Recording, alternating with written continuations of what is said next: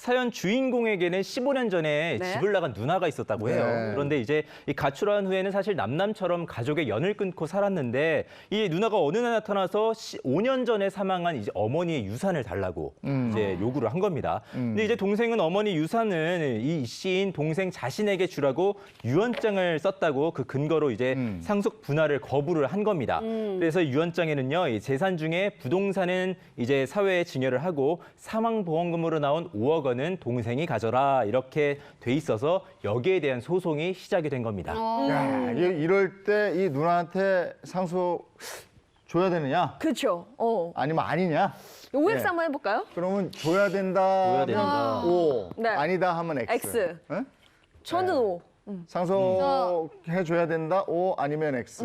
유언장에는 누나한테 주라고 안 돼 있잖아요. 안 돼 네. 있는데. 안 돼 있어. 그런데 줘야 될 것 같아요.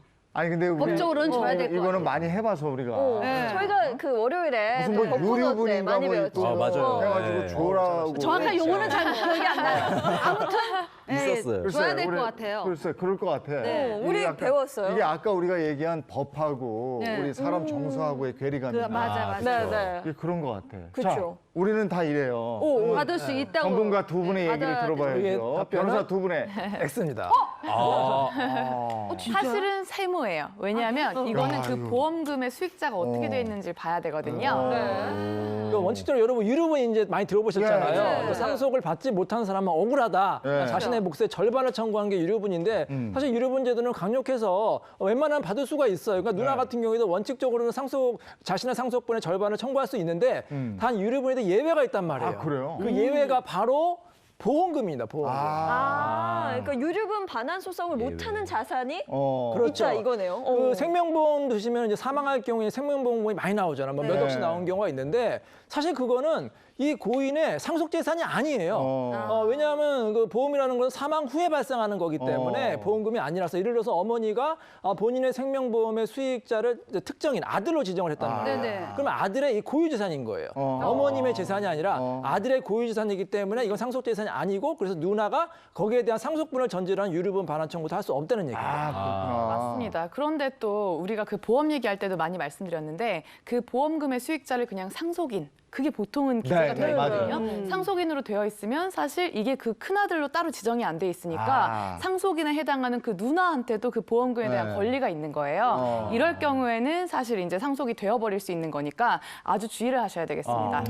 그러면 분할이나 반환 청구할 수 없는 자산 이런 거 좀 구체적으로 더 알아볼까요? 뭐 일반적으로 부동산이라든지 뭐 은행 예금, 주식 같은 거는 다 반환 대상이 돼요. 네. 반환 대상이 되는데 예외적으로 안 되는 게 뭐냐면 보험금 그리고 은행에 맡긴 뭐 유언 대용 신탁 이렇게 예외적인 거는 대상이 되지 않지만 그 외의 것은 다 대상이 된다고 보시면 되겠습니다. 네. 맞습니다. 사망보험금 같은 경우에는 그 수익자가 어떻게 지정되어 있는지를 꼭 살피셔야 되겠습니다. 그렇군요. 그걸 그런데 잘 해놔야 되겠네. 또 궁금한 게 같은 현금인데 은행 자산은 되는데 또 방금 말씀해 주신 것처럼 보험금은 안 된다고 맞아. 했잖아요. 기준이 좀 명확히 있을 것 같아요. 네, 그 기준이 사실 굉장히 단순해요. 상속 개시 당시에 즉 이제 돌아가셨던 그 시점까지 그 망인이 보유하고 있었던 재산인지 아닌지를 살피면 되는데 예금 같은 경우에는 은행의 그 망인의 이름으로 계좌에 들어 있는 재산이고 보험금 같은 경우에는 사망 이후에 그 수익자가 누구로 지정되어 있는지 모르겠지만 그 수익자에게 지급되는 금원이기 때문에 상속 재산에 해당되지 않는 것입니다.